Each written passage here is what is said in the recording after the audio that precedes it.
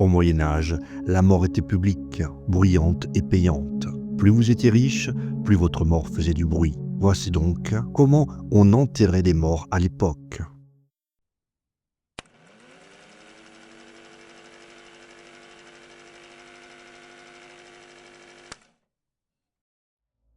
À la fin du Moyen-Âge, la mort devient un fait public, surtout dans les villes. Il ne s'agit plus seulement d'enterrer un corps, mais d'informer officiellement toute la communauté. Cette annonce n'est pas laissée au hasard. Elle est confiée à des hommes dont c'est le métier, les crieurs. À Paris, leur existence est attestée dès le début du XIIIe siècle. À l'origine, ce sont des crieurs de vin. Leur rôle est de contrôler la qualité des boissons et d'annoncer les prix dans les tavernes. Philippe Auguste reconnaît officiellement cette profession vers 1220. Quelques décennies plus tard, Étienne Boileau décrit leur fonction dans le livre des métiers, rédigé vers 1268. Il y précise que ces crieurs annoncent à la fois les marchandises et les décès. Au XIVe siècle, leur rôle funéraire est bien établi. Lorsqu'une personne meurt, le crieur parcourt les rues vêtu de noir, une clochette à la main. Il s'arrête au carrefour, sonne, puis annonce à haute voix le nom du défunt, ainsi que l'heure et le lieu des funérailles. Il demande ensuite aux passants de prier pour l'âme du mort. Les sources indiquent que le nombre de sonneries peut varier selon le statut social. Une sonnerie pour un simple bourgeois, 2 pour un noble. Ce code sonore permet aux habitants de comprendre immédiatement l'importance du décès, même sans entendre l'annonce. Le métier est rémunéré. Étienne Boileau précise les tarifs. Pour les funérailles des plus riches, le crieur reçoit 3 sous parisis. Pour une personne de condition moyenne, 1 sou. Pour les plus pauvres, 18 deniers. Ces montants sont faibles pour les grands marchands, mais importants pour les familles modestes, ce qui explique pourquoi certaines funérailles sont annoncées plus discrètement. Un poème du XIIIe siècle, Les Cris de Paris, décrit cette scène familière. Quand un homme ou une femme meurt, le crieur passe, la clochette retentit et la ville entière est appelée à prier. Ce n'est pas une image littéraire, mais le reflet d'une pratique quotidienne. Ces crieurs existent ailleurs qu'à Paris, dans d'autres villes européennes et surtout dans les campagnes. Leur rôle est assuré par des sonneurs ou des messagers locaux. Partout, le principe est le même, la mort doit être entendue avant d'être vue. Lors des funérailles royales, le dispositif devient massif. Pour certains rois de France, plusieurs dizaines de crieurs parcourent la ville pendant plusieurs jours, répétant sans cesse la même annonce. La mort devient alors impossible à ignorer.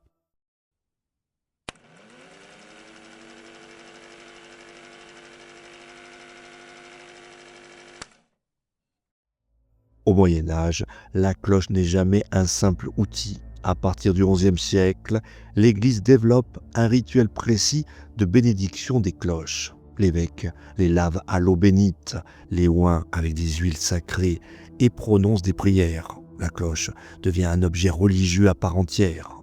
Son rôle principal est d'informer. Le glas signale un décès, mais il ne se contente pas d'annoncer la mort. Il en dit long sur la place du défunt dans la société. Dans de nombreuses paroisses, le rythme et le nombre de coups varient selon le sexe, l'âge ou bien le statut social. Ces pratiques ne sont pas uniformes, mais elles sont largement attestées dans les sources paroissiales. La cloche intervient aussi au moment de l'agonie. Lorsqu'une personne est proche de la mort, on sonne ce que les sources anglaises appellent le passing bell. Ce son sert à prévenir les fidèles afin qu'ils prient pour l'âme du mourant. Dans certaines régions, le nombre de coups correspond même à l'âge du défunt, pratique attestée dans plusieurs paroisses. La cloche est également perçue comme protectrice. Les sermons et traités religieux expliquent que son son éloigne les démons et protège l'âme au moment du passage. Cette croyance explique pourquoi on sonne parfois près de la maison du mourant et pas seulement à l'église. Cette dimension protectrice s'étend aussi à la nature. Les cloches bénies sont censées calmer les tempêtes et éloigner la foudre, perçue comme une manifestation démoniaque. Ces croyances sont largement partagées et documentées dans les textes ecclésiastiques. Ainsi, quand le crieur sonne sa clochette dans la rue, il ne fait pas qu'attirer l'attention. Il active tout un ensemble de significations religieuses et sociales. Le son annonce la mort, appelle à la prière et rappelle l'ordre social.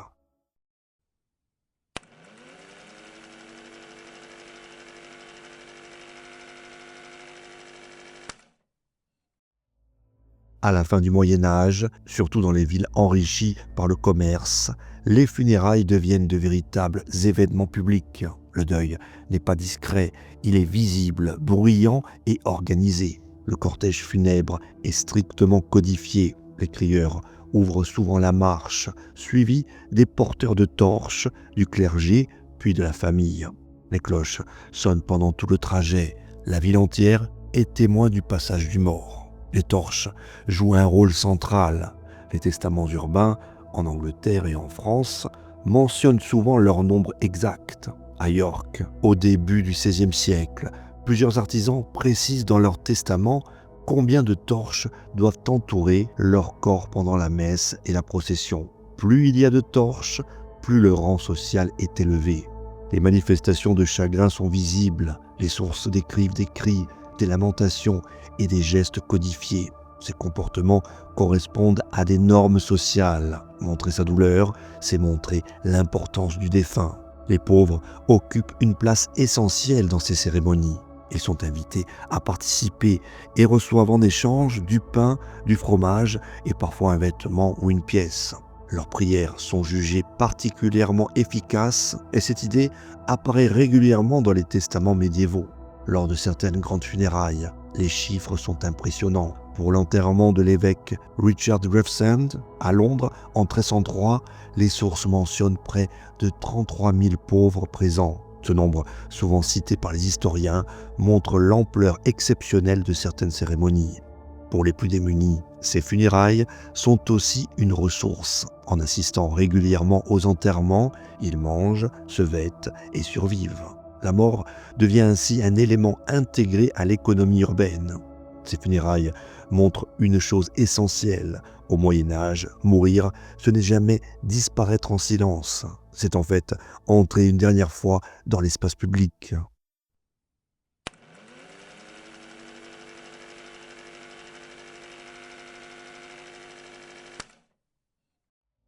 Après la cérémonie, le silence ne signifie pas la fin. Au Moyen Âge, la mort ne s'achève pas avec l'ensevelissement. La mort continue d'exister dans l'espace social, par les prières d'abord. Chaque messe, chaque oraison récitée par les vivants est censée alléger son temps au purgatoire.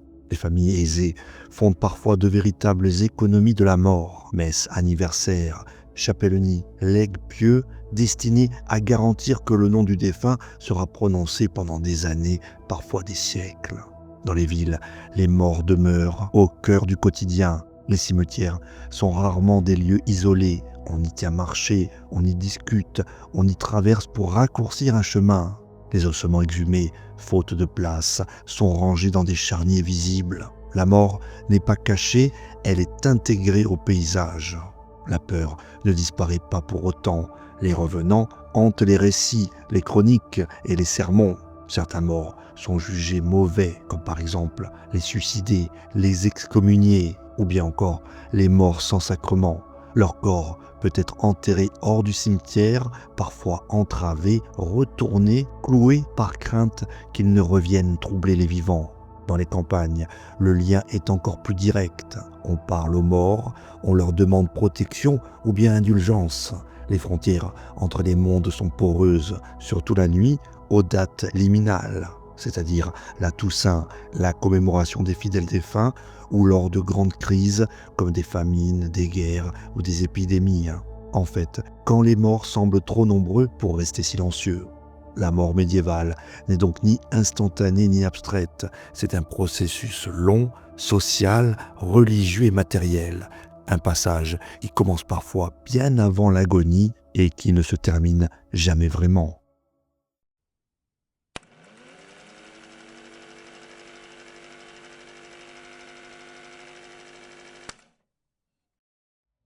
À partir du XIIe siècle, la conception médiévale de l'au-delà se transforme profondément. Entre le paradis et l'enfer s'impose peu à peu une troisième voie, le purgatoire. Il ne s'agit pas d'une invention soudaine, mais d'une construction théologique progressive nourrie par les écrits des pères de l'Église, par la scolastique et par l'expérience quotidienne de la mort de masse. Le purgatoire répond à une angoisse très concrète, celle de mourir imparfait. Peu de chrétiens se pensent assez purs pour accéder immédiatement au paradis, mais tous n'acceptent pas l'idée d'une damnation éternelle. Le purgatoire devient alors un espace de purification temporaire où les âmes expient leurs fautes avant d'espérer le salut. Cette croyance redéfinit le rôle des vivants. Par leurs prières, leurs dons, leurs messes, ils peuvent agir directement sur le sort des morts. Mais ce système suppose une communication constante entre les deux mondes. Dans les récits médiévaux, cette communication prend parfois une forme inquiétante. Des morts apparaissent aux vivants, le plus souvent à des proches, sous forme de songes ou de visions nocturnes. Ils ne viennent pas annoncer l'apocalypse, mais rappeler une dette, une messe non dite, un legs non respecté ou bien encore une promesse rompue. Le revenant médiéval n'est pas une créature fantastique, il est un messager du purgatoire. Ces récits se multiplient dans les sermons et les chroniques monastiques. Ils ont une fonction pédagogique claire, rappeler que la mort n'efface ni les fautes ni les obligations sociales. Mourir ne libère pas du lien communautaire, il le prolonge sous une autre forme. Lors des grandes crises, comme les famines, les guerres ou bien les épidémies, ces croyances prennent une dimension collective. Quand les morts s'accumulent, quand les cimetières débordent, quand les rites sont bâclés, faute de temps, l'angoisse augmente. Et avec elle, la peur que les morts mal apaisés reviennent troubler l'ordre des vivants.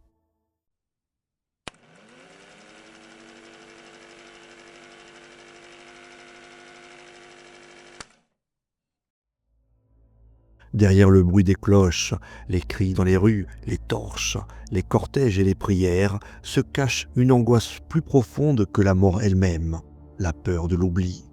Au Moyen-Âge, être annoncé, sonné, accompagné, prié, ce n'est pas un simple hommage, c'est une garantie d'existence. Tant qu'un nom est prononcé, tant qu'une messe est dite, tant qu'une cloche résonne, le mort continue d'avoir une place parmi les vivants. À l'inverse, mourir sans bruit, sans cérémonie, sans prière, c'est disparaître deux fois. Une première fois du monde des vivants, une seconde fois de la mémoire collective. C'est pour cela que les funérailles deviennent publiques, hiérarchisées et coûteuses. C'est pour cela également que l'on paie des messes, que l'on fonde des chapellenies, que l'on redoute les morts mal enterrés.